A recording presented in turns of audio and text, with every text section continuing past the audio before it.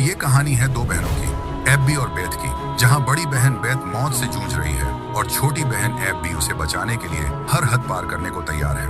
लेकिन इलाज की तलाश का ये सफर उन्हें ले जाएगा उस रहस्य तक जहां जिंदगी और मौत के बीच की रेखा धुंधली हो जाती है। एक गांव में एब्बी अपनी बड़ी बहन बेथ के साथ समय बिता रही है। उन्होंने हाल ही में अपनी मां को खोया है, इसलिए वे अपने दुख से निपटने के लिए एक दूसरे को सहारा देने की कोशिश कर रहे हैं। जब बेथ को ल्यूकेमिया की बीमारी के लास्ट चरण में पता चलता है तो उन पर एक और परेशानी आ जाती है। कोई भी डॉक्टर उनका इलाज नहीं करता क्योंकि वे कुछ भी नहीं कर सकते। हालांकि एब्बी हार मानने से इनकार करती है और उसे एक विदेशी क्लिनिक के बारे में पता चलता है जो कम खर्च में इलाज कर सकता है। बेथ को वहां भेजने के लिए पैसे जुटाने के लिए एब्बी को एक बहुत ही जोखिम भरा काम करना पड़ता है। कुछ समय बाद एब्बी जॉर्जियाई काकेशस पहुंचती है जो रूस की सीमा के पास है। उसे एक निजी धातु खनन कंपनी ने यूरेनियम भंडार की खोज के लिए काम पर रखा है। उसके पिता इस बात से नाराज हैं क्योंकि उन्हें लगता है कि एब्बी एक कंपनी के वर्कर से कहीं बेहतर करियर बना सकती है, लेकिन वो अपनी बहन को बचाने के लिए बहुत हताश है। वो उनसे भुगतान भी मांगती है, लेकिन अगर उसे कुछ नहीं मिलता तो उसका बॉस उसे भुगतान नहीं कर सकता। एब्बी और उसका सहकर्मी सर्गी यूरेनियम की तलाश में लंबे समय तक काम करते हैं, लेकिन कुछ भी नहीं मिलता। उन्हें खतरनाक क्षेत्रों में ही रहना होता है, लेकिन एब्बी अपनी खोज जारी रखने का फैसला करती है। सर्गी मना करता है और कहता है कि यह खतरनाक हो सकता है, इसलिए एब्बी उसकी बंदूक ले लेती है और उसे उसके बिना चले जाने के लिए कहती है। जंगल में बहुत सारी डरावनी आवाजें आती हैं जो पहले तो एब्बी को थोड़ा घबराती हैं, फिर आखिरकार वो शांत हो जाती है जब उसे एक बहुत ही अजीब काला पत्थर मिलता है। काम करने वाली जगह वापस आकर एब्बी कई प्रयास करती है और देखती है कि पत्थर का तापमान बहुत अधिक है, लेकिन वो अभी भी इसकी पहचान नहीं कर पाती। इस खोज को लेकर उसकी उत्तेजना उसके पिता के एक फोन से टूट जाती है जो उसे बताते हैं कि वे बेथ को क्लिनिक से निकाल रहे हैं और उसे शांति से अपने प्रियजनों के बीच मरने देने के लिए घर ला रहे हैं। वो इस विचार के खिलाफ है, इसीलिए वो उन्हें बताती है कि वो सब कुछ ठीक करने के लिए घर जाएगी और सर्गी को उसे हवाई अड्डे तक ले जाने के लिए कहती है। वो घर जाने के लिए एक हेलीकॉप्टर में बैठती है और पायलटों के साथ चैट करती है जो उसे बताते हैं कि वे घाटी किसकी है। ये याद दिलाने के लिए सीमा के पास से उड़ेंगे। कुछ घंटों की उड़ान के बाद एब्बी इस ऊंचाई पर पक्षियों को देखकर हैरान हो जाती है। हालांकि जब हेलीकॉप्टर अपना रास्ता बदलता है तो उसे एहसास होता है कि बाहर की छाया पक्षी नहीं है, ये एक रहस्यमयी काली छाया है जो एक तड़कने वाली आवाज करती है। पायलट कहता है कि यह करीब आ रहा है, इससे पहले कि हेलीकॉप्टर हिलना शुरू कर दे और काला रंग खिड़कियों को घेर ले और फिर उड़ जाए। फिर चॉपर के सिस्टम बंद हो जाते हैं जिसमें रेडियो भी शामिल है।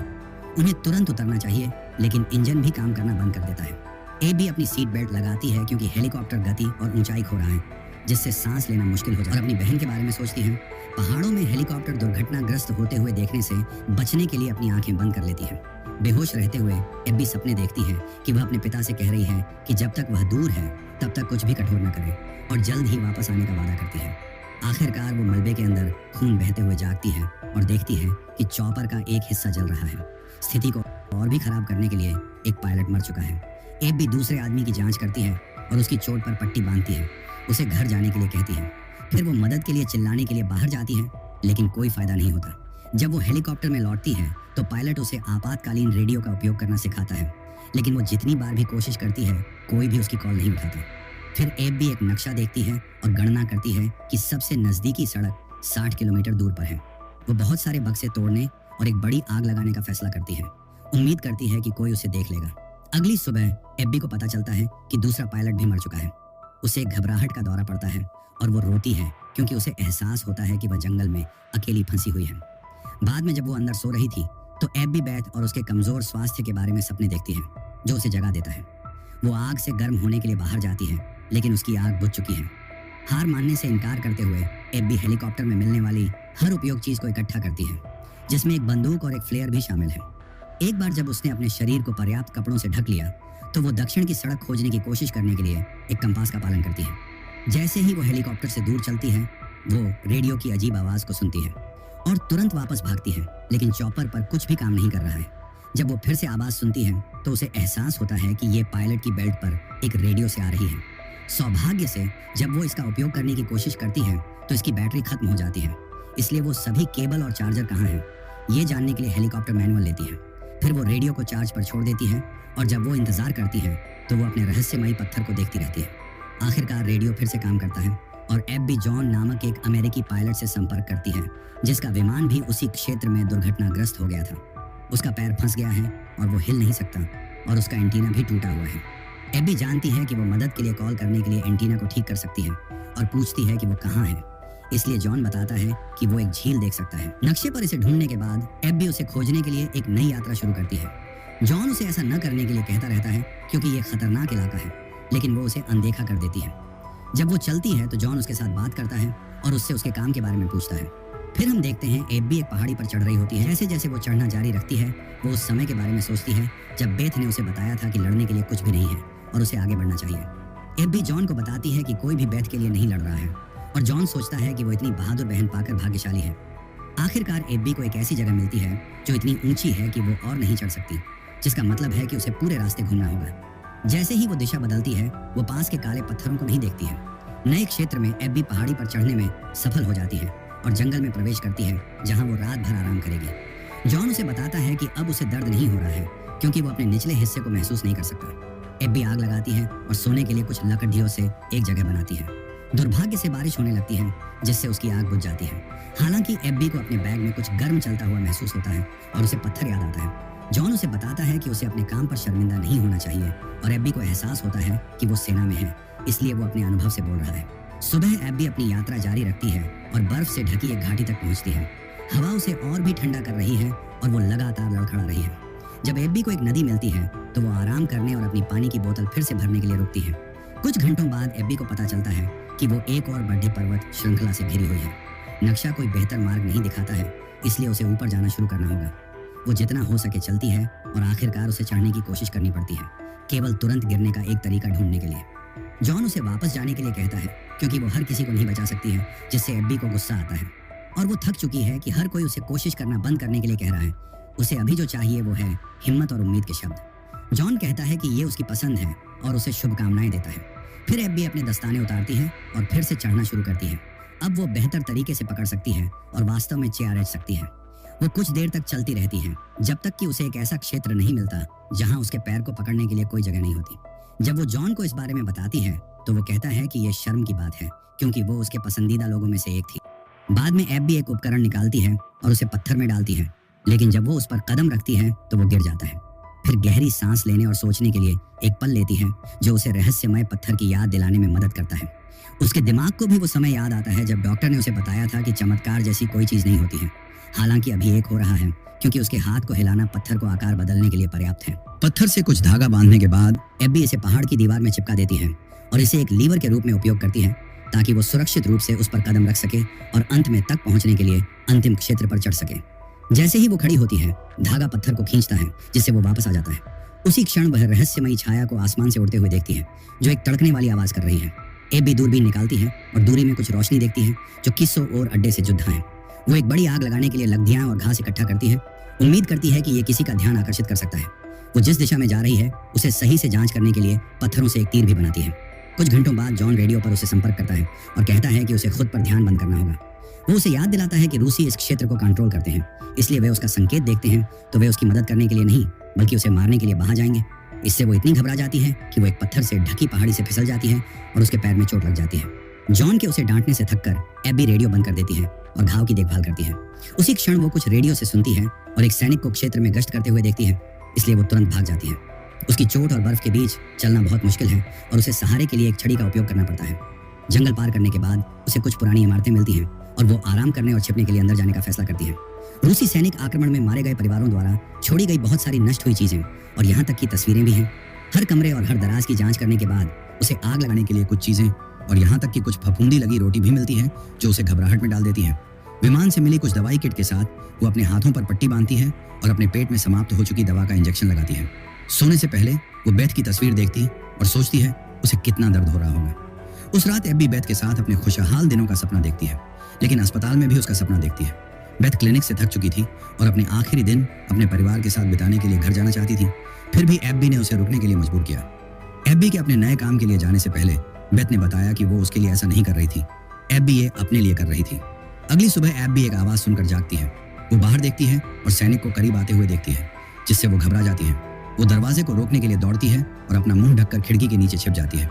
सैनिक एक तुरंत झांक लेता है, लेकिन सौभाग्य से उसे कुछ नहीं दिखता और आगे बढ़ जाता है।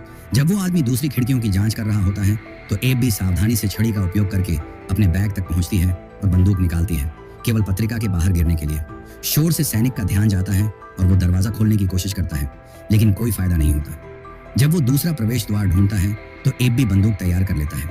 जल्द ही सैनिक उसे ढूंढ लेता है और उस पर अपनी बंदूक तानता है, रूसी में कुछ कहता है। एबी फिर से घबरा जाती है और दरवाजा खोलकर गोली चलाती है।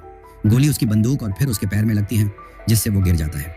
फिर एबी उस आदमी की बंदूक और बैकपैक ले लेती है, जबकि वो इवान नाम को दोहराता रहता है। वो ये साबित करने के लिए बंदूक नीचे रखती है कि उसका कोई नुकसान करने का इरादा नहीं है, और एक टॉर्च, सिगरेट और एक काला पत्थर ढूंढने के लिए बैग खोलती है। उसी क्षण सैनिक के रेडियो से जॉन की आवाज आती है कि तुम मेरे पसंदीदा लोगों में से एक थे, और सैनिक पुष्टि करता है कि वो इवान है। एबी घबरा जाती है और उसे एहसास होता है कि उन दोनों को धोखा दिया गया था, और आवाज पूछती है कि क्या तुम बेथ को फिर से नहीं देखना चाहती, इससे पहले कि संचार समाप्त हो जाए। बाद में एबी सैनिक से माफी मांगती है और उसे सोफे पर रखने से पहले उसके पैर पर पट्टी बांधती है। वो उसे बताती है कि वो रेडियो पर आवाज की तलाश में जाएगी और उसे अपने वरिष्ठों से बेस पर यह पूछने की जरूरत है कि अगर वे उसे क्षेत्र में देखें तो वे उसे गोली न मारें, लेकिन उसे यकीन नहीं है कि सैनिक उसे कितना समझता है। दोनों एक साथ निकल जाते हैं और अपने पैर की चोटों के कारण जंगल को पार करते हुए लड़खड़ाते रहते हैं। जब वे आराम करने के लिए रुकते हैं तो एबी पत्थर निकालती है और आसमान में तड़कने की आवाज सुनती है। इससे उसे एहसास होता है कि पत्थर ने छाया को आकर्षित किया, जिसने चॉपर को नीचे गिरा दिया और रेडियो प्रसारणों के साथ गड़बड़ कर रहा है। यही कारण है कि जब वो चली गई थी तो हेलीकॉप्टर में फिर से काम हुआ। गुस्से में एबी पत्थर को फेंक देती है और अपने आप चिल्लाती है। फिर दोनों बर्फ से ढकी एक घाटी को पार करना शुरू करते हैं। जैसे ही उनके पैर हर कदम के साथ बर्फ को हटाते हैं, उन्हें एहसास होता है कि वे बर्फ पर चल रहे हैं और ये वही झील है। एबी सैनिक से अच्छी दूरी बनाए रखती है, एक ही जगह पर बहुत अधिक वजन नहीं डालना चाहती, जिससे बर्फ टूट सकती है। अचानक वो तड़कने की आवाज सुनती है और जब वह मुड़ती है तो उसे पता चलता है कि वो आदमी गायब हो गया है। एबी उसे चारों ओर देखती है। केवल उसके पैरों के नीचे बर्फ टूट जाती है और वो छेद में गिर जाती है। सौभाग्य से वो सतह पर पकड़ बनाने में सफल हो जाती है और बहुत संघर्ष के बाद एबी बाहर निकल जाती है। हवा तेज बहने लगती है और जल्द ही एबी अपना दिमाग खो देती है। वो मदद के लिए चिल्लाती है, लेकिन कभी भी चलना बंद नहीं करती है। आखिरकार उसे जंगल का किनारा और सैनिक द्वारा छोड़ी गई सिगरेट मिलती है। बहुत थक चुकी एबी गीले कपड़े उतारती है और एक स्लीपिंग बैग के अंदर घुस जाती है और उम्मीद करती है कि उसका शरीर फिर से गर्म हो जाएगा। उसी पल जॉन की आवाज रेडियो पर फिर से सुनाई देती है और कहता है कि उसके साथ भी कुछ समय पहले ऐसा ही हुआ था। एक गुस्से में एबी रेडियो को फेंक देती है, लेकिन वो अभी भी जॉन की आवाज को एक कहानी साझा करते हुए सुन सकती है। उसका विमान दुर्घटनाग्रस्त होने के बाद जॉन को अपने दल को एक एक करके मरते हुए देखना पड़ा। उसका दिल धीमा हो गया और उसने सोचा कि उसके लिए भी ये खत्म हो गया है। भी सो जाती है और बेथ के साथ अपने खुशहाल दिनों का फिर से सपना देखती है।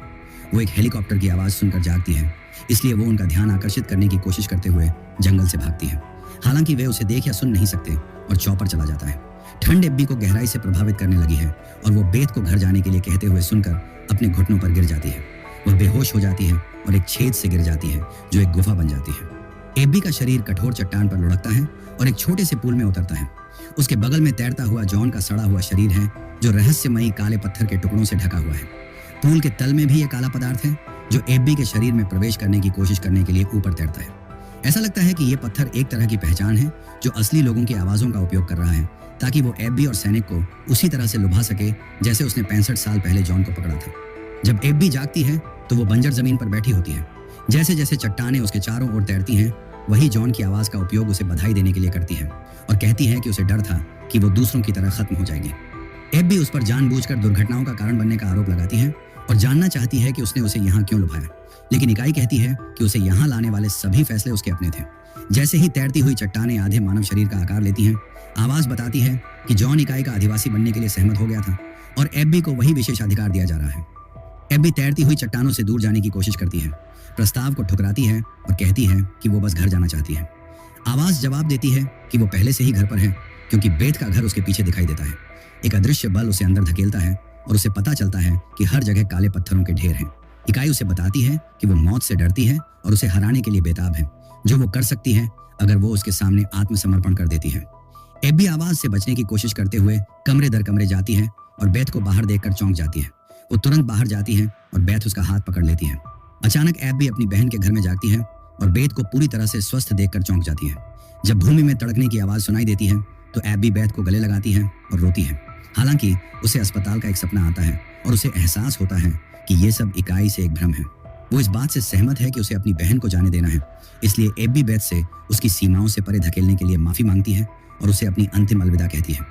जब एब्बी घर छोड़ने वाली होती है तो इकाई की आवाज वाला रेडियो उसे रहने के लिए मनाने की कोशिश करता है, क्योंकि ये सब कुछ वो चाहती है। एब्बी इसे नकारती है और ये समझाती है कि उसने अपना सबक सीख लिया है, मौत के बिना कोई जीवन नहीं है। बेथ भी उससे न जाने की भीख मांगती है, हालांकि एब्बी दरवाजा खोलती है और बर्फीले तूफान में बाहर निकल जाती है, मदद के लिए चिल्लाती है। उसी क्षण एब्बी स्लीपिंग बैग में जागती है और उसे याद आता है कि उसके पास एक फ्लेयर है। वो जल्दी से इसे जलाती है और हेलीकॉप्टर उसे बचाने के लिए वापस आता है। अगले 2 दिनों तक एब्बी अस्पताल में ठीक होती है। जब वह आखिरकार जागती है तो वो सरगेई और उसकी दादी के साथ एक अपार्टमेंट में होती है। वो सोचती है कि उसे आराम करना चाहिए, लेकिन वो घर जाना चाहती है, इसलिए वो उसे हवाई अड्डे तक ले जाता है। कुछ समय बाद एब्बी और उसके पिता बेथ से उसके घर पर मिलते हैं, जहाँ एक नर्स उसकी देखभाल करती है। बेथ के पास ज्यादा समय नहीं बचा है, इसलिए एब्बी और उसके पिता उसे परेशान किए बिना रोने के लिए बाहर जाते हैं। बाद में शाम को नर्स घोषणा करती है कि समय हो गया है। एब्बी और उसके पिता बेथ के साथ बिस्तर पर बैठते हैं और उसके मरने पर उसे सांत्वना देते हैं। गाइस, अगर आपको हमारी ये कहानी अच्छी लगी तो वीडियो को लाइक जरूर करें और ऐसी ही वीडियो देखने के लिए चैनल को सब्सक्राइब जरूर करें। मिलते हैं अगली वीडियो में।